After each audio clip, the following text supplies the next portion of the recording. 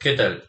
Continuando con el tema de fundamentos de programación y la parte de programación modular, vamos a ver ahora qué cosas son funciones.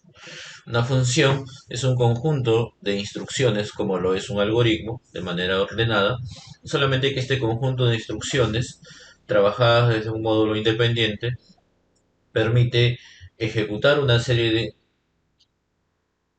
instrucciones permite ejecutar instrucciones de tal modo que devuelven un resultado determinado. Por eso dice ahí una función es un objeto del ambiente con nombre, tipo y valor único. El tipo se asocia al valor que retorna la función cuando es evaluada para un conjunto dado de valores de sus argumentos. ¿Ok?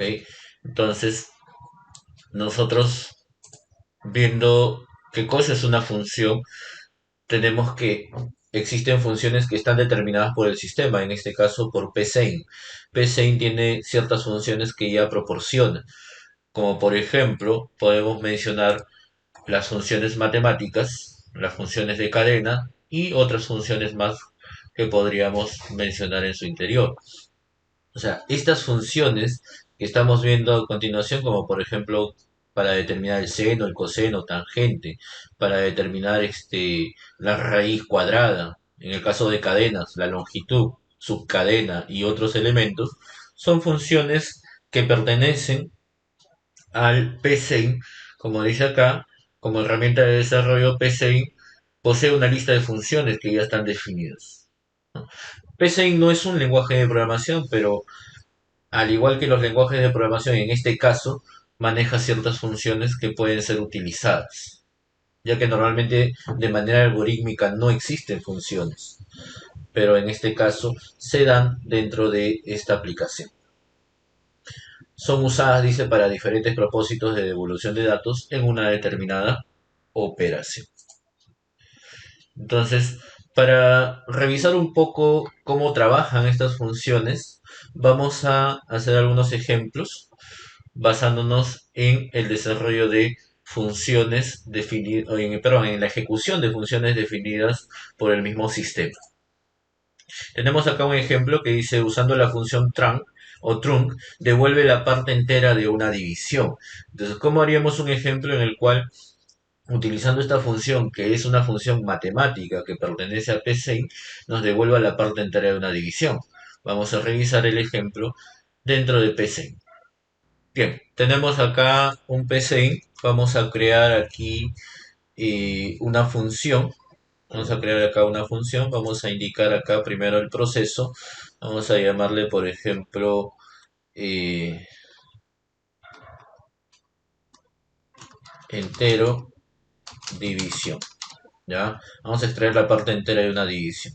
Normalmente cuando nosotros queremos dividir, podemos hacer el siguiente proceso. Definimos el num1 y el num2 como, en este caso, si queremos obtener la división, esto nos puede dar un real, así que vamos a definirlo como real primero. ¿Ok? El valor del resultado incluso lo podríamos definir acá también como real, porque eso es lo que nos va a determinar el resultado. O sea, podemos expresar dos números, ya sea enteros o decimales, y obtener un resultado que podría ser incluso real. Para el ejemplo, vamos a separarlo un poco, ¿ya? Primero solamente vamos a tener dos números de tipo entero y el resultado lo vamos a definir como real, ¿ya? Ya que es una división. Entonces acá estos dos números de tipo entero. Entonces lo que vamos a pedir es que se ingrese un número, vamos a ponerle primer número, ¿ya? Y a ver, para evitar estar ingresando número por número, estoy un poco de repente pensando al mismo tiempo que estoy haciendo el tutorial en cómo plantearlo, ¿no? Entonces por ahí que de repente retrocedo un poco en lo que estoy realizando. Entonces vamos a ponerle acá, ingrese dos números enteros. ¿Ok? Entonces solicitamos el ingreso de dos números enteros y leemos esos dos números, num1, num2. Ok, ahí está. Entonces pedimos el ingreso de dos números enteros y los leemos uno por uno. Una vez que han sido leídos, entonces vamos a indicarle acá que el valor del resultado o el res es igual a ¿qué? A num1 entre num2. Pero como esto me va a devolver un resultado real, entonces se va a almacenar acá. Ahora yo lo puedo escribir acá y decir, ¿no? Escribir el resultado es dos puntos, coma, res. Entonces hasta ahí tengo una operación común, como cualquier otra, en donde yo pongo, por ejemplo, no sé, pues 5 y acá 8 y me sale 0.125. Estoy dividiendo 5 entre 8 donde estoy poniendo menor el primer valor, ¿no? O sea, debería ser de repente al revés. O sea, debería poner acá 8, enter 5 y me va a salir decimal de todas maneras, 1.6. Ahora, si yo quiero extraer la parte entera de ese resultado, o sea, solamente el 1, porque sería la parte entera, no el redondeo por si acaso, entonces yo podría ponerle acá una función que se llama trunc, que es una función definida por el mismo software, en este caso el PSeInt. Esta función trunc lo que hace es dividir un valor y al obtener el resultado que puede ser real, lo va a obtener en este caso como entero. ¿Ok? Entonces, lo que voy a hacer acá es indicar la función tran, le envío como parámetro la división y ese valor va a resultado. Pero como res es real, acá lo voy a cambiar como entero. ¿Ok?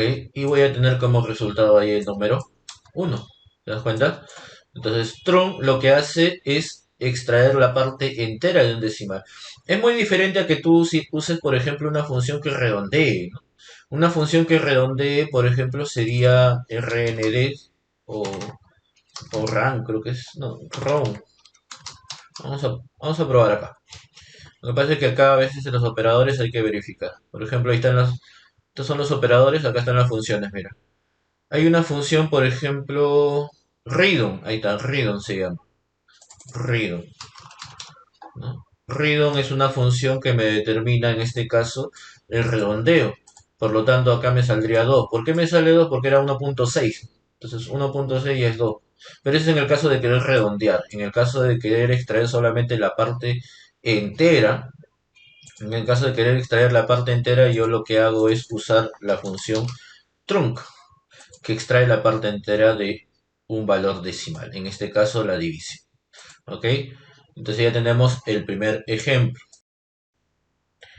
Tomando ahora otro ejemplo, todavía usando las funciones definidas por el sistema, vamos a ver cómo sería en este caso. Dice, usando la función longitud, que es una función definida por PSeInt, devuelve la cantidad de caracteres que posee una cadena. Es lo que nos está indicando. Entonces, vamos a desarrollarlo en PSeInt. Bien, en este caso entonces vamos a llamarle acá longitud cadena, así le llamaremos al ejercicio. Ok, y lo primero que vamos a definir acá es la cadena de tipo carácter y también vamos a definir una variable que nos traiga la longitud, en este caso de tipo entero. La longitud va a ser en tamaño pues numérico, ¿no? Entonces la longitud lo definimos como entero. Solicitamos entonces acá que se escriba el ingreso de una cadena, o sea, un texto, que se ingrese una cadena. Lo vamos a poner que lo ingrese acá, en todo caso, al costado, para eso le ponemos sin saltar. Y leemos la cadena que es la variable que está aquí. Entonces, una vez que ha sido leída, decimos que la longitud, que es la variable a reseccionar el tamaño, vamos a decirle que es igual a longitud, que es la función definida por PSeInt, en donde me pide que yo le envíe una cadena. Entonces la cadena va a ser la variable del texto que se ha ingresado. Por lo tanto, la longitud de esa cadena la va a almacenar acá en esta variable. Y por último, simplemente le diría que escriba la longitud, ¿no? La longitud de la cadena es, y acá me va a dar longitud. Entonces, hasta ahí, por ejemplo, yo solamente si pongo por decir, ¿no? Hola mundo. Ya. Al poner la cadena, me va a decir que la longitud es 10 porque está contabilizando que acá hay, por ejemplo, 4 caracteres en hola, y acá en mundo hay 5.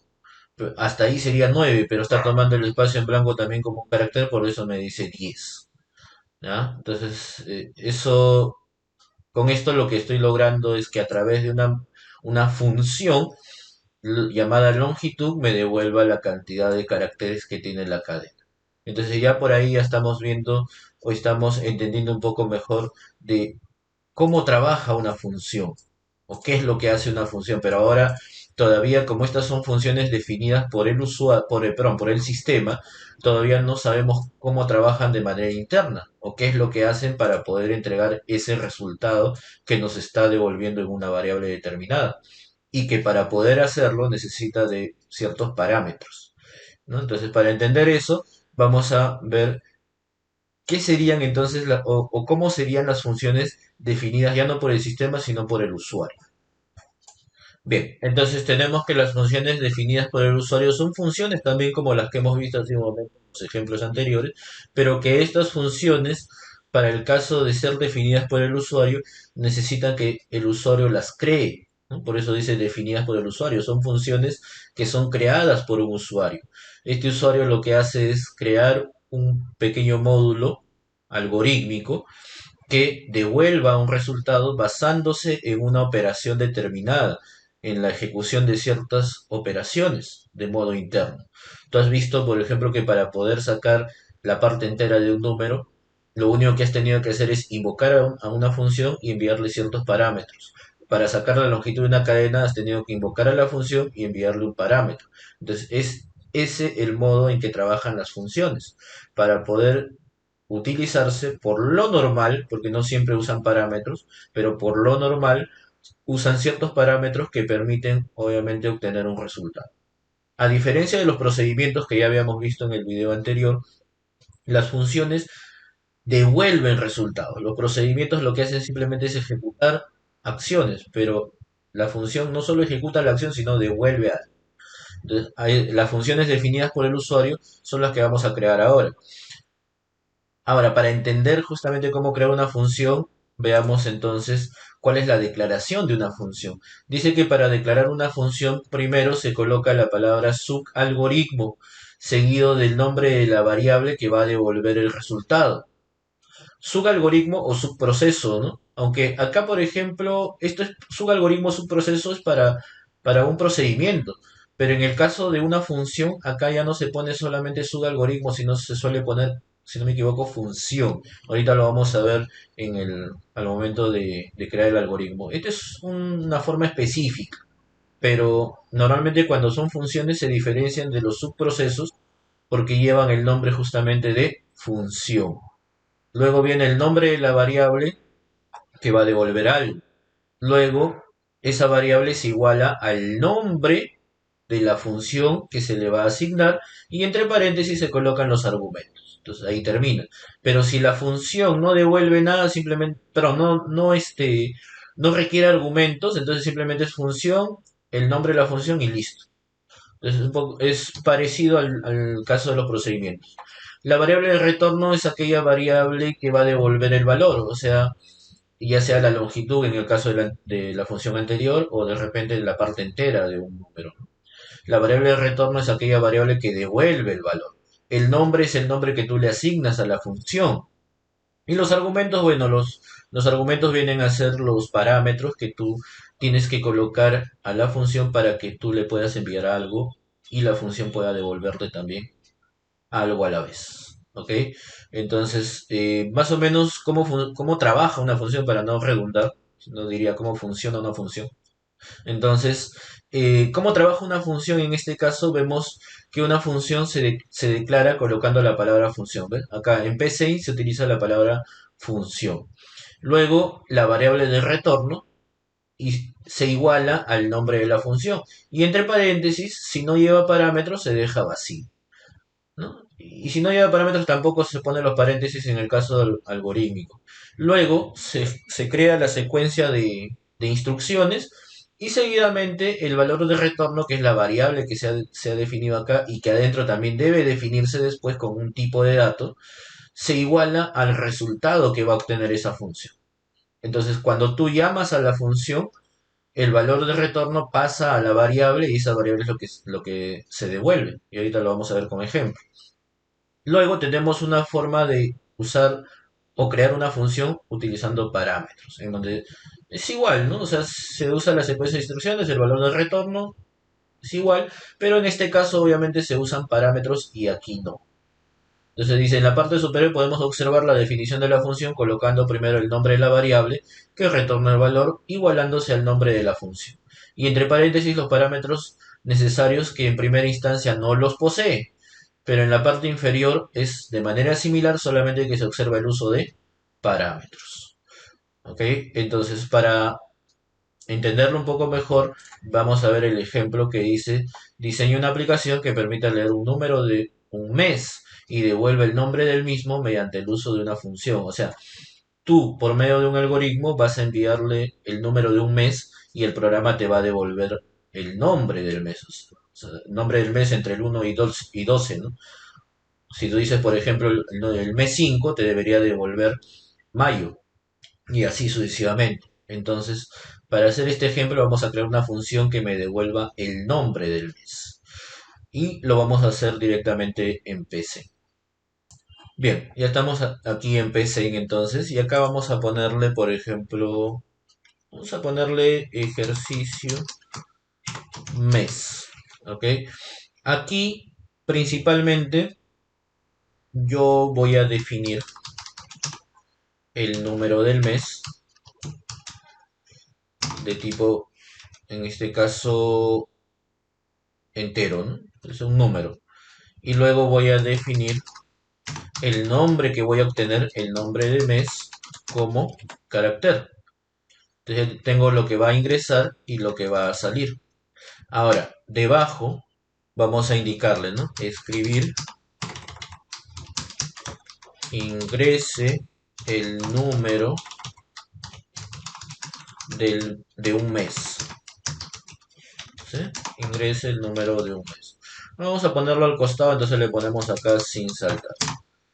Leemos ese número, el número del mes, y una vez que ha sido leído, nosotros vamos a decir que el nombre del mes sea igual. Y acá va a venir una función, ¿no? O sea, acá vendría la función que voy a crear en un momento. La función vamos a llamarle nombre mes, así le vamos a llamar, todavía no está creada. Y nombre de mes va a necesitar un número de mes. Entonces, con este número de mes, lo que va a hacer esta función es obtener el nombre mes basado en el número, y ese nombre se lo va a devolver a esta variable. Claro, ahorita me va a dar error porque todavía no existe esa función. Acá debería decir escribir, y acá le digo el nombre del mes es coma non mes. Punto y coma. Entonces, esto está bien, pero este todavía no me bota error porque no existe la función. Ahora, para crear la función, igual que como cuando se crea un procedimiento, se crea afuera del proceso principal. Este es el proceso principal, mi programa base. Ahora, afuera del programa base vamos a crear la función diciendo función, vamos a indicar que la variable de retorno, como me dice el mensajito que aparece acá, es lo primero que me pide, luego me pide el nombre de la función y luego los argumentos. Entonces la variable de retorno en este caso va a ser non-mes, así lo voy a llamar. Lo voy a llamar igual que el nombre que está acá, porque al final son procesos diferentes y no influyen en que yo le ponga el mismo nombre. Es, mientras que yo los reconozca, no importa porque están en procesos distintos. ¿Ya? Entonces la función va a tener una variable llamada non-mes que va a ser igual, va a devolver el nombre del mes y va a ser igual al nombre de la función, que en este caso es este nombre que está acá, nombre mes. Y entre paréntesis le voy a indicar qué parámetros necesito. Necesito el número del mes. Entonces mi parámetro se va a llamar mes. Y de esa forma estoy creando la función. Ahora, esto todavía no me devuelve nada, pero acá ya me da acceso a la función porque la función ya fue creada. Sin embargo, como todavía no devuelve nada, estaría de más que lo ejecute porque no me va a devolver ningún nombre. Ahora, aquí dentro es donde voy a crear mi proceso principal. Para ello vamos a definir aquí dentro de la función, primero que nada, definimos el nombre, la variable non-mes que ha sido declarada acá. Acá la definimos como carácter, porque lo que va a traer es un carácter. De ese modo me aseguro de que esta variable ya tenga un tipo de dato. Luego, para no demorarme mucho en hacer condiciones sucesivas o en escalera de instrucciones sí, entonces voy a crear un según basándome en el número de mes. ¿Quién es el número de mes? El número de mes es el parámetro que ha entrado a la función. Basándome en este número de mes, hago un según y empiezo a preguntar por cada número, ¿no? 1, 2, 3, 4, 5, 6, 7, 8, 9, 10, 11 y 12. ¿Ok? Y la idea es que dentro de toda esta estructura, tú vayas colocando acá, por ejemplo, si es el número 1, significa que la variable non-mes que está definida acá será igual ¿a qué será igual? A enero, ¿no? Y así sucesivamente por cada uno. Entonces vamos a hacer algo práctico. Damos una vuelta y ya tenemos todo listo, ¿no? Bien, y ya estamos acá, ¿no? Y mismo al estilo de los videos de pones el pastel en el horno y después de un segundo ya está listo. Entonces ya tenemos acá el resultado, ¿no? Si no nos hubiéramos demorado en estar escribiendo uno por uno. Bien, entonces ya tengo los 12 meses, ya tengo los 12 meses y acá lo único que tengo que hacer es indicar qué pasaría si alguien ingresa un número equivocado, ¿no? O sea, si acá alguien de repente por bromear te pone el número 13, ¿no? No existe. Entonces, como no existe, acá le decimos de otro modo, ¿qué pasaría si alguien ingresa algo que no existe? Entonces, el nombre de mes sería igual a, perdón, sería igual a, en este caso, número de mes incorrecto, ¿no? Y eso es lo que va a aparecer obviamente en el nombre de mes, porque ese es el resultado que va a traer aquí en la variable. Como es cadena no hay problema porque puede ser extenso. Ahora, una vez que ya tenemos la función definida, vamos a ejecutarlo y vamos a verificar. Acá tenemos, por ejemplo, que ingresa el número del mes porque es parte del proceso principal. Vamos a decirle 5, ahí nos dice mayo, reiniciamos. 8 nos dice agosto, está. 12 nos dice diciembre. Pero ¿qué pasa si yo, como te decía hace un momento, ¿no? Si le ingreso 13, me va a decir el nombre de mes es número de mes incorrecto, lo va a juntar todo, ¿no? Porque es parte de la cadena que se está expresando. Entonces ya tenemos ahí una función que nos devuelve un valor, en este caso es el nombre del mes, basándose en el número que tú le indicas. Pero todo eso está aquí, ¿no? Y acá abajo, ¿qué cosa hemos hecho? Es una función lo que hemos trabajado acá. De modo que esta función nos devuelva el nombre del mes adecuado. Entonces, imagínate, si todo esto hubiera estado acá dentro del programa principal, obviamente hubiera sido un poco más extenso también, pero eh, la, digamos, la idea de crear procedimientos o funciones es justamente con el objetivo de aminorar el trabajo en el programa principal. Y de modo que si surge algún error en algún módulo, simplemente lo corriges dentro del módulo y ya no tienes ningún problema en el programa base o programa principal. ¿Sí? Entonces ahí tenemos dos ejemplos que son bastante claros para desarrollar lo que es el tema de funciones. Basándome en funciones también puedo crear funciones específicas, como por ejemplo, a ver, suponiendo que se me pide crear una función que devuelva la potencia de un número, lo podría crear también, ¿no? Vamos a ver ese ejemplito de repente ahora con otro archivo de PC. ¿No? Por ejemplo, acá nos dice, diseña una aplicación que calcule la potencia de un número mediante una función. Para calcular la potencia de un número simplemente es multiplicar el número, en todo caso, por sí mismo, dependiendo dependiendo del valor que se indica, ¿no? Por ejemplo, si dices 2 al cuadrado, es 2 por 2. Si dices 2 al cubo, es 2 por 2 por 2. Entonces, no es tan complicado, pero suponiendo que lo querramos hacer a través de una función justamente para explicar estos temas, entonces vamos a hacerlo directamente en PC como una función definida por el usuario. Bien, estamos acá entonces y vamos a ponerle acá un nombre de ejercicio llamado calcular potencia. Este ejercicio calcular potencia necesita dos cosas primeramente, ¿no? Necesita que tú definas un número al cual le vas a calcular la potencia. Vamos a ponerlo de tipo entero. Y también vamos a definir un exponente.